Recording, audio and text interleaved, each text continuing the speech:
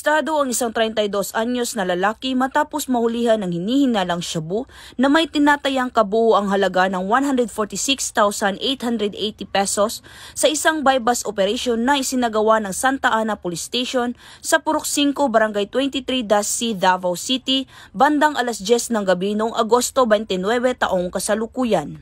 Kinilala ang suspect na si alias Makmak Binata, residente sa Purok 5, Zonta Village, Timungco, Davao City. Sa operasyon, nakumpiska mula sa suspect ang tinatayang 21.6 gramo ng hinihinalang shabu, isang coin purse, isang cellphone at bypass money. Ang lahat ng ebidensya ay maayos na minarkahan at inimbentaryo sa mismong lugar ng insidente sa harap ng mga insulating witnesses alinsunod sa batas. Nahaharap ngayon si Makmak sa kasong paglabag sa Republic Act 9165 o ang Comprehensive Dangerous Drugs Act of 2002. Ang nasabing operasyon ay nagpapakita ng matibay na suporta ng Police Regional Office 11 sa ilalim ng 7-point agenda ni Acting Chief PNP Lieutenant General Jose Melencio Nartatis Jr., particular na ang pagpapatuloy ng kampanya laban sa iligal na droga tungo sa mas maayos at ligtas na bagong Pilipinas.